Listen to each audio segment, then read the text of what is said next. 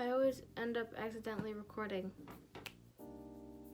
Hey, it's been a while, almost about a year, exactly, again. But yeah, I'm back. I want, hopefully, to start posting more. I know I always say that in my videos, but I don't know, maybe this time it'll happen. So today, I decided I'm going to talk about something I like a lot, and it's books. I love reading. Reading is something that I've always enjoyed since I was a kid, and if you follow me on social media, you know that I'm kind of on a break. And during that break, I've kind of jumped back into reading. I kind of went on a hiatus for a couple years, but with my bookshelf right over here, it's right off camera, you can't see, but I decided to just get back into it.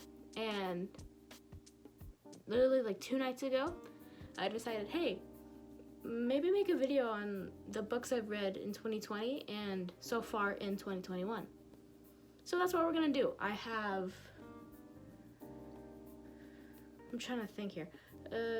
About 2 or 3 books I read in 2020 and a couple that I've read this year so far. So yeah, and I'm also gonna give my ratings and my reviews and what I think about them for each one. So yeah, let's get into that. Oh, also, disclaimer, I don't review things a lot. So if you wanna look up your own ratings like on Google and look at the synopses more in depth, please do that. This is just, I wanna talk about it because I think it's cool. But yeah, okay, let's get into the video. The first book I have on the list is The Force Collector by Kevin Shinick. I read this 2020, about the end of 2020, and it follows the story of this boy named Carr, who's on our lovely cover, and he has this condition where wherever he touches a certain object, he gets these sort of visions, really vivid visions. And he goes to high school, and one day he gets detention and he meets this girl, and she's a super rebellious teenager. She just got there because her parents move a lot. And then they both decide to flee the planet that they're on, which is called Marocchia. And basically they're trying to find a Jedi to train Carr because he is convinced that he's a Jedi and he's Force sensitive. So throughout the book, it's different planets that they went to and different visions that Carr gets from different objects that they encounter. And yeah, it's really cool, really good. All the books that I'm gonna talk about in the video have their own rating system. So I gave this book 3.5 TIE Fighters out of 5. The reason why I gave this book that rating is because I've always been a Star Wars fan since I was really little, watched the movies, kept up with everything, you know, and seeing this on the shelf, I was really intrigued by it. So, really good book. This is gonna sound a little weird, but the writing in it has the same sort of, there's definitely like a literacy term or something for this, but like it has the same vibe as a Star Wars movie, if that makes sense. Like the dialogue, the quippiness, the sort of atmosphere of the book definitely gives the same atmosphere as a Star Wars movie, if that makes sense. Also, I really liked, I really liked how the author incorporated a lot of canon things into it. Because there would be certain visions with like very specific objects that only like the biggest Star Wars nerd would know probably. And like for example, one of the items was a staff, and Carr had a vision with that staff, and that item belonged to somebody in Revenge of the Sith, and it just played, like it described the exact scene from the Revenge of the Sith. And it was super cool. It was super cool to read and super fun to see different canon things from something I love so much into another thing I love, which is books. So yeah, really great. Definitely recommend. On to the next book. The next book I have on the list is The Chrysalids by John Wyndham. You can see the cover. It's actually a pretty cover. Hello. Focus. yeah, this is what the cover looks like. It's really pretty. So yeah, The Chrysalids by John Wyndham is about this kid named David Storm, and he lives in this post-apocalyptic town called Wacknock. And Wacknock is a very conservative, like pioneerish town. And in their religion, the Wacknockian religion, they believe that anything different from like what's considered normal is a blasphemy, or what they call sometimes a deviation. So then, one day David is playing by himself outside, and he meets this girl named Sophie, and he befriends Sophie, but then he realizes that Sophie has an extra toe. She has 6 toes, I think, on each foot. Yeah, probably, I think it's on each foot. And that would be classified as her becoming a deviation. And what they do to deviations in Wacknock is they send them over the border and just treat them awfully. Like, it's awful. But yeah, so then the book just follows David sort of awakening through this childhood and over the years, and sees how bad the religion is and how much it just doesn't make sense. And then, yeah, he just sort of explores the topics of prejudice and these sorts of, like, important topics you should discuss and that weren't discussed in Wacknock. So yeah, that's basically how I would sum up this book. The rating I gave for this book is 2.5 toes out of 5. The reason the rating is decently low is because this was assigned for school. It's a school book. I wasn't really interested in it, but we had to anyways. It's very old-fashioned. It was published, I think, in the 50s, early to mid-50s. And I'm definitely not one to read classics. I want to get into them more, but this wasn't really my cup of tea. The writing was a bit hard for me to understand, and the tone wasn't that exciting for me. The one thing I did like about this, though, was, of course, the message, the main idea, and how interesting, like the interesting way that the author went on to discuss certain topics about prejudice and oppression to certain groups. So yeah, that part I found really cool. So yeah, The Chrysalids by John Wyndham. This is the final book I have on the list for books I read in 2020. And this is actually one of, if not my favorite book of all time. And it's Ready Player One by Ernest Cline. It's a great book. It looks long, but it's not. It's just because it's the pocket version. But yeah, this book takes place. It starts in the year 2044. And economy, gone. Global warming took everything away. But the two things that are really thriving at the moment is 80s pop culture and the Oasis. The Oasis is a virtual reality world, I guess. It's a video game, but it's so huge and so big, and it might as well just be its own world, its own universe. And Oasis was created by a guy named James Halliday.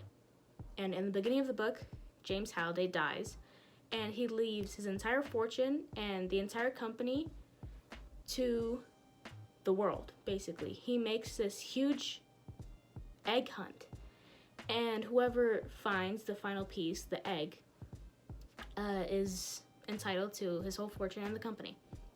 So then we move on to the main protagonist, which is Wade Watts. Wade Watts is just a teenager in Columbus, Ohio. He lives in, you can see on the cover, they're like trailers, like RVs stacked on top of each other. And it's basically like apartment complexes, but made out of RVs. And that's where he lives. And it's been years since Halliday died, and nobody has found the egg or even found a clue because the hunt is just so hard. So then 5 years after Halliday dies, Wade finds the first clue. He finds the first key. And that is when everything... What? That's going in a blooper reel. So yeah. After Wade finds the first key, the hunt is back. Everybody all over the world is on the search again for the egg. And although Wade is at the top, he's the first person to find the clue, he's doing really good. The only thing he's really concerned about is keeping the fortune and the company out of the hands of IOI.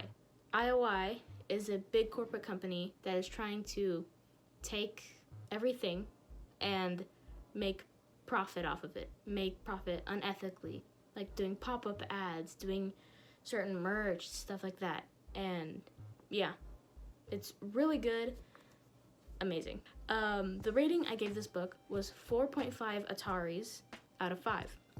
And that's because, if you know me, I love 80s culture, 80s pop culture. If you know me, I love 80s pop culture. 80s movies, 80s memorabilia, just 80s things I love. So this book definitely did that justice. The concept of the plot was just so cool to me, and it was definitely amazingly executed. Yeah, that's all I really have to say. Oh, this book is a little bit for the older side. One thing I do want to disclaim, I guess, is that this book is a little bit for the older audience. Just because it has a little bit of a stronger language. It's not strong. There's just a couple no-no words in here that are used. Some, yeah, that's pretty much it. Some, not much, but just like very little topics.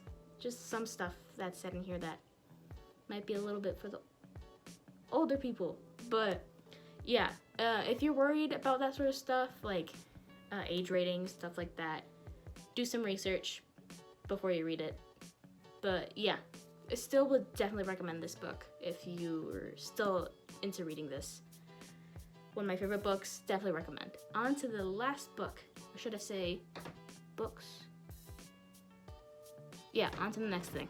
The final book on this list are all books I've read in 2021, and that's Narnia. These are not all the Narnia books. There's 7 of them. These 3 are just the ones that I've read so far. And that's the 3rd book, The Horse and His Boy. Did I say 4th? Cut that. That's the 3rd book, His Horse and His Boy. The 4th book, Prince Caspian. And the 5th, Voyage of the Dawn Treader. For this, I'm just going to give like a general plot for the series and then talk about each plot for each of these 3 books. Oh, and if you don't know, Narnia is written by C.S. Lewis. So yeah, the general plot for the series is that there's this magical land called Narnia, and this happens in the 2nd book, but I haven't read the 1st one. So I'll just start explaining it from the 2nd book and forward. So there's a group of siblings, the Pevensies. Peter's the oldest, and then there's Susan, Edmund, and Lucy. And they go through this closet, and they find Narnia. And they find out that Narnia's been under this super long curse that's put them under eternal winter. And there's a prophecy that there's going to be a group of 4 siblings, and they're going to get rid of the curse and rule Narnia. So then that happens, and they rule Narnia for years into adulthood. And then once they reach adulthood, they decide to go back to see what happens, and they go back to England, and they find out that they're still kids. So yeah, and throughout the series, that's basically all you have to know to read the books, basically. So then the whole series is just kind of stories about Narnia and stories that include the Pevensies. But yeah, that's basically it. So first we're gonna start with, First we're gonna start with The Horse and His Boy, right here. And basically, it takes place while the Pevensies are ruling Narnia. So they're adults in this. And it starts with a slave boy named Shasta, and he's a slave to this fisherman, I think. and he meets this horse named Bree. But the horse isn't your regular horse. He's Narnian. And Narnian horses can talk. So Bree tells Shasta about this wonderful land called Narnia where him and his ancestors are from. And Shasta, being a slave, not really wanting to be one, he decides, hey, let's run away. So they decide to run to Narnia. And on their way there, they meet Aravis and Hwyn. Aravis is a noblewoman, and she's fleeing from an arranged marriage with another politician. And she took Hwyn, her horse. Hwyn is also a Narnian horse, and she can also talk. So then Shasta and Bree tell Aravis and Hwyn about their journey to Narnia, and they're like, hey, we'll come with you. So yeah, a really good book. On to the next one. This one was also turned into a movie. His Horse and His Boy wasn't. This one was, and it's Prince Caspian. Prince Caspian takes place about a year after the Pevensies left Narnia. And all of a sudden, while they're on their way home from school, they get called back. They pop right back into Narnia. But it hasn't been a year in Narnia. It's been over 1,000 years since they left Narnia. And what's happened since then is that Narnia has been colonized by the Telmarines. And all old Narnians, which is like the creatures, the animal, like the talking animals, the mystical creatures, all that, they've either been killed or have run off into hiding. So then Prince Caspian is the Prince of Narnia, and his uncle, Miraz, is the king, since his father died. So then the book starts off with Miraz having his first son. And now that he has a son,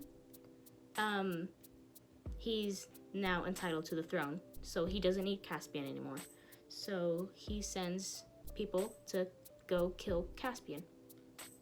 But the prince doesn't want to die, so he flees from the palace. And as he fled, he met some old Narnians, and he befriended them and called for help. And that help ended up being the siblings. So then throughout the book, Caspian and the Pevensies are trying to get Narnia back and have Caspian be the rightful king to their land and bring old Narnia back. So yeah, that's the 4th book in the series. The last book that I've read recently and on this list is Voyage of the Dawn Treader. Voyage of the Dawn Treader takes place, I think, about a year or so, or I think in the real world it's a couple months, but in Narnia it's been 3 years since the Pevensies went back to England. And they get summoned back, but it's just Lucy, Edmund, and their cousin Eustace. And when they get there, they arrive on Caspian's ship, and they find out that Caspian is on search for the 7 lords that his uncle sent away so that he could be king. And while they're voyaging, they're also on the way to the end of the world, and also they're on the search for the end of the world, where it's basically where the world ends, and beyond that is Aslan's country, where he's from. So yeah, this book doesn't really have like a main story or plot line to it, but it has a plot line, it has a story, but it's not like one continuous thing. There's multiple small stories in here from their voyage, because they go on to different islands, different countries, and they find out more about each lord and stuff like that. So yeah, this is a really good one. Decently fast-paced, I would say. So yeah, very good. So my rating is for overall, like Narnia as a series. I give Narnia 4.75 centaurs out of 5. And that is because I've always loved fantasy books. I read Percy Jackson. I read a good portion of Harry Potter, and fantasy has always just been something I've always been drawn to. And the way C.S. Lewis created this world of Narnia, just is amazing, and not only impacts me, but many people around the world, definitely. And yeah, just the way he writes just sucks you in, and you're there. You're right next to Aslan, experiencing the whole thing. So yeah, I'm looking at my notes over here, and I realized, I wrote, writing is wonderful, comma, I like brackets. This is what I meant by that. So then, I'll read this to you, so then it makes a little bit more sense. So it starts here, it says, when Shasta had finished his breakfast, in brackets, which was by far the nicest thing he had ever eaten, and then it continues, Bree said, and then it's the story. So yeah, I just like how he puts little comments here and there, or like just little quips. It's really like charming. I really like it. It's kind of funny. And also, one more thing I like to say about this is that the stories are pretty quick. They're really thin. So far they haven't been over 260 pages, I think. So yeah, they're pretty quick. They're pretty short, and I kind of like that. So I can just like take it, kind of just enjoy it. They're short, but they don't feel short. The amount of wonderfulness in these books really doesn't make it feel like a 2-day read. So yeah, that's Narnia. Love it. Yeah. So yeah, that's the books I've read in 2020 and so far in 2021. I really enjoyed making this. I really love talking about the things I like because, I don't know, it's fun to do that.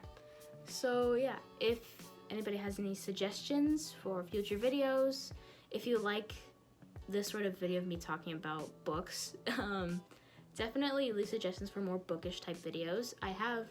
I've read more things in my life, so maybe I'll do like reviews of like my favorite books of all time. I have some, if you can't pardon the messiness, but back there I have some books I'm gonna give away, and recently I've been kind of obsessed with these things called little free libraries. Definitely either heard of them or seen them like on the street, and basically people will build like these little houses and they put books in them, and you take one out and you put one back in. It's free books that you trade. That's the whole thing, and it's super fun. There's a website, I'll put it in the description if I remember that, and it just has a map of all the free little libraries in your area that are logged into the website. So people, once they make it, they can register their little free library into the website, and it's there on the map, and once you search your area, you'll see it, and you're like, oh, Wendy down the street has one. Let's go see what she has. So yeah, it's really cool. I really love that. So maybe I'll do like a vlogs types thing, or like a haul on books I've gotten in free little libraries. So yeah, that's the video. If you liked, you can give it a thumbs up if you want. If you want to see more, hopefully I'll be posting more often. You can subscribe, maybe turn on that bell if you want.